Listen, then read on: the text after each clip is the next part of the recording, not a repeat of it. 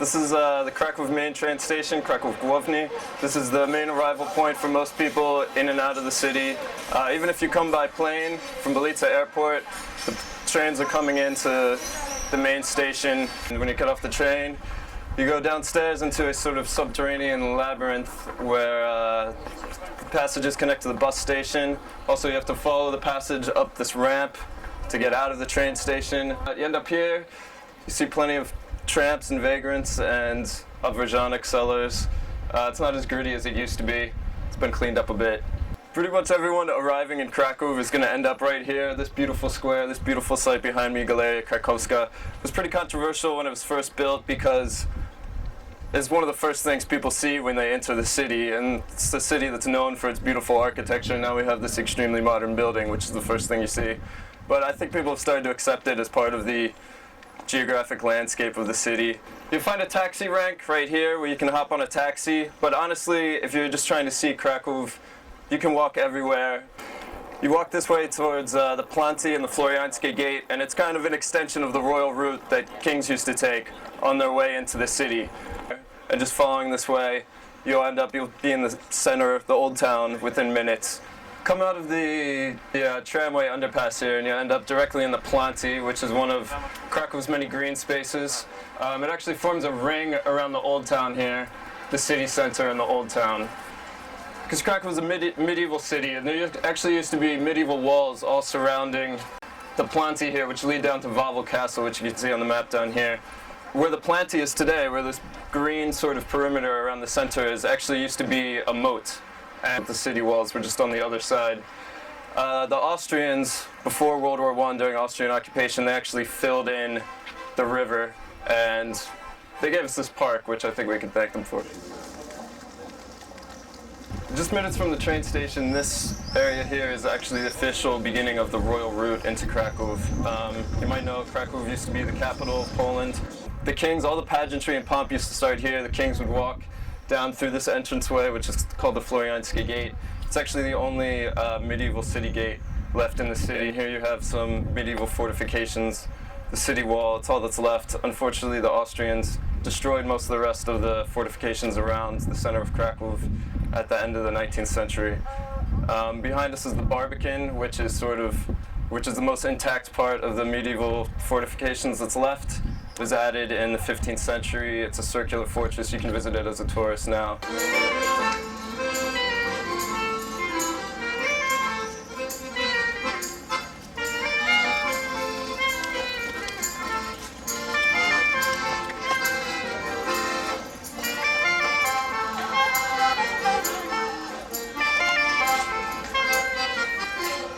Standing on ulica Floriańska now, it's one of the most commercial streets in Kraków, the main thoroughfare into the Rynek.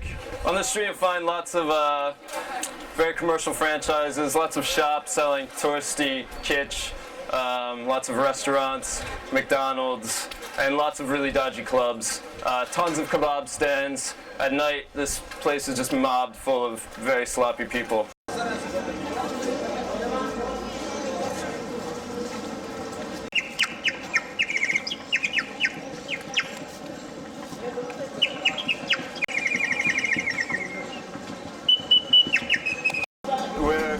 Now on Krakow's main market square, the Rynek Główny it's called. Originally laid out in 1257, the 13th century, the market square is and was the largest medieval square in Europe. It measures 200 meters square. Today it's lined with cafes. All the Kanonicza, the townhouses bordering it, have been faithfully restored. Behind me is Adam Mickiewicz Monument, Poland's famous national bard. Here's the Sukiennice, the cloth hall. This goes back to the 13th century, I believe, as well. And this is basically one of the first shopping malls in Europe. Kraków was at sort of an intersection of major trade routes, and merchants would come here and sell their wares. And that tradition continues today. If you take a walk inside the cloth hall, it's just lined with tourist stalls, merchants selling, pottery, glass, amber jewelry, kitsch, crap, you name it, it's all in there. It's probably the best place to go shopping, and actually, as touristy as it is, the prices are pretty competitive and you don't really have to feel ashamed about shopping there. Behind it is the town hall tower. There used to actually be a town hall here. The tower is all that remains of it. The rest of it got demolished. But we still have the tower, the clock, and also tourists can go up to the top. So you get a view which isn't really that great. On one corner of Krakow's Rynek is Mariacki Cathedral, or Kościół Mariacki. St. Mary's Basilica has a few names. This is one of the most important cathedrals in Poland, definitely in Kraków, probably coming second just after Wawel Cathedral for being one of the most important spiritual centers in the country. Inside the main feature is Wittstosz's altarpiece. It's the largest Gothic altarpiece in Europe. Every day, every hour on the hour, the firemen of Kraków play a bugle from the windows of Mariacki Cathedral from this second tower on the left here. The tune is played in the 4 cardinal directions. You can pretty much hear it all over the center of town. It's also played on Polish radio.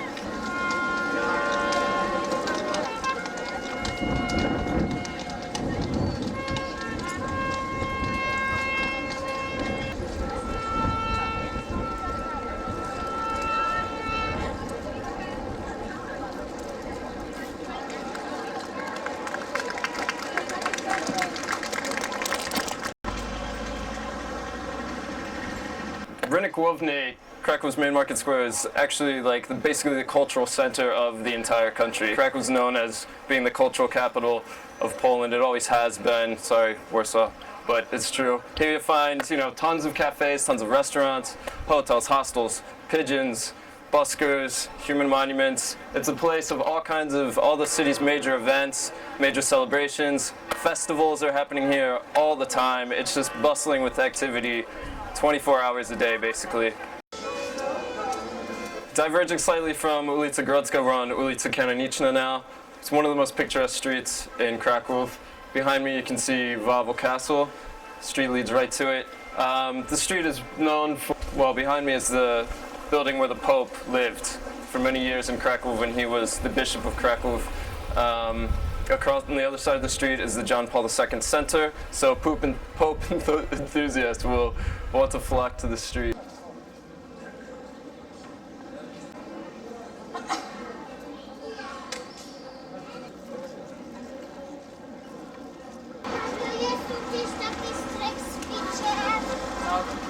We've just hiked up Wawel Hill. First thing you see when you get inside where we are now, which is the actual castle complex, is the queue to get tickets. There are tons of exhibits inside Wawel Castle. All the royal collections are here, the armory, the cathedral. There's all kinds of stuff to see. You can spend almost an entire day looking at exhibits. Tickets are timed. You queue for tickets and you get a specific time when you're allowed because there's so many people going that they have to sort of stagger the times, only let a certain amount in at a time. But just to go in and walk around the courtyards, which is what we're going to do, is completely free and can be visited whenever you want. Behind me is Wawel Cathedral. It's the spiritual seat of the entire country.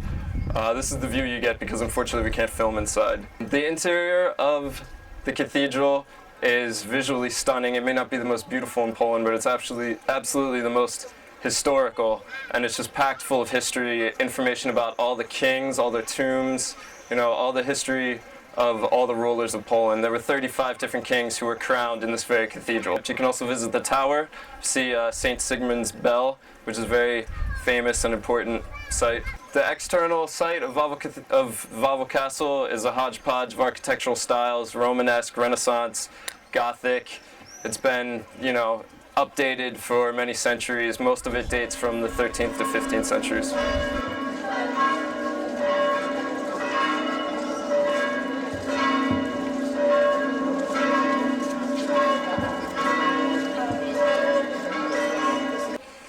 We're inside the inner courtyard now, an architectural masterpiece.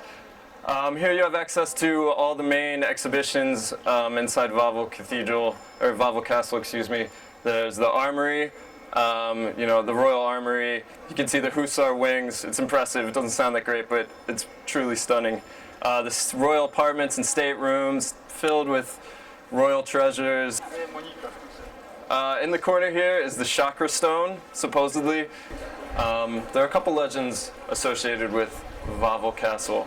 One of them has to do with this wall behind me. The legend goes, the Hindu god Shiva threw 7 sacred stones across the world, and one of them landed in Kraków apparently. And now psychic mediums, enthusiast scholars have traced the reverberations of the stone to here inside Wawel Castle, and this wall in particular. You can see the dark stains on the wall are primarily from the oil from people's hands of touching the site. Built on a hill, Wawel overlooks the Wisła, or Vistula in English, river. It's the largest river in Poland. It runs from Trójmiasto up in Gdańsk in the Baltic Sea, through Warsaw, all the way down to Kraków. In Kraków it's incredibly dirty, so don't even think about swimming in it. In the view here you can see Kopiec Kościuszko way off in the distance on this hill. That's a burial mound made for Poland's famous freedom fighter Tadeusz Kościuszko. Also, you see boats along the river here. These are tourist boats. You can take a ride down the river to the famous Tyniec Sanctuary, or just paddle around wherever you like. You can eat, drink, have a good time. We've just gone through the Dragon's Cave, which is a limestone cave beneath Wawel Castle. Legend goes that obviously the dragon was doing what dragons do, eating villagers, livestock, and virgins, as they do. And the king stuffed a sheep full of sulfur, a sheep carcass full of sulfur, fed it to the dragon. That's how the dragon was finally defeated. Now we have this monument, which is very popular with kids.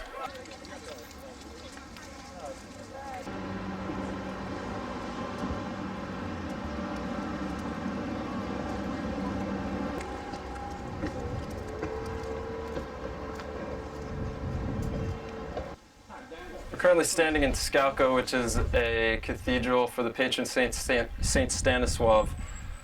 He was martyred at this site, actually on the steps of the cathedral. Standing on the steps where Saint Stanisław was martyred, the sword that he was beheaded with is actually inside next to the altar. You can still see it there. Worth mentioning is the crypt, which is directly below here. It's open to visitors. It's the second most important crypt in Poland. Many famous artists and statesmen are buried there, including Nobel Prize winner Czesław Miłosz and Stanisław Wyspiański.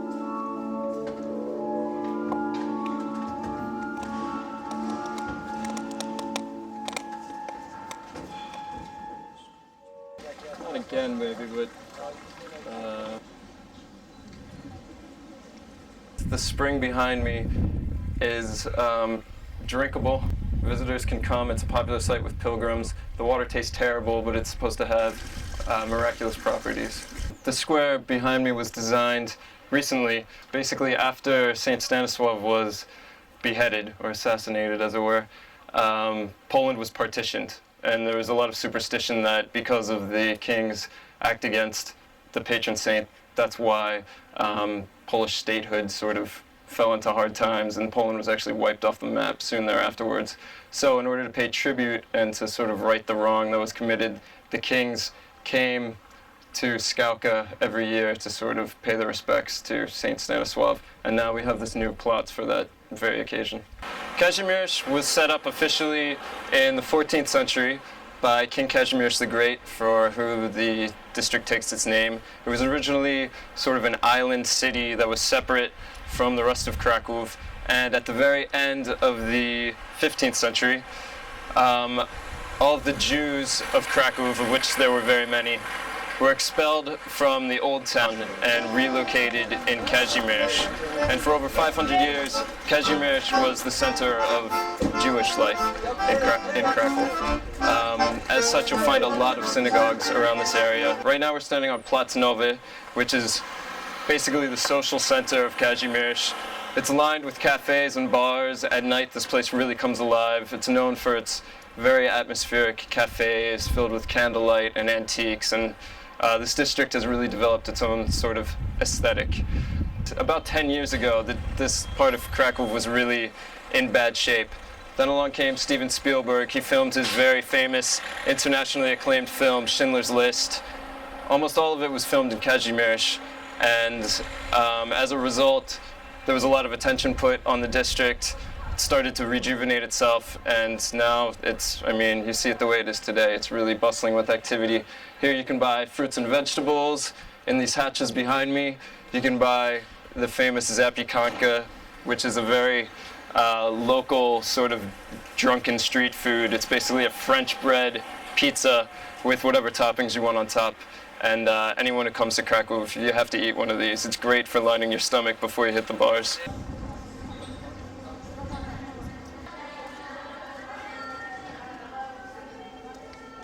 Just a couple blocks from Plac Nowy, we're on Ulica Szeroka now. This picturesque street is another main thoroughfare for tourists. It's lined with really nice restaurants, a lot of Jewish restaurants. Doesn't necessarily mean they're kosher, but they serve Jewish food. You also find two of the most important synagogues in Kazimierz and in all of Poland right on the street. One is the Rimu Cemetery, which is up here on the left, and that's one of the oldest. It also has the Old Jewish Cemetery, which is very important. The other synagogue behind the camera here is the Old Synagogue.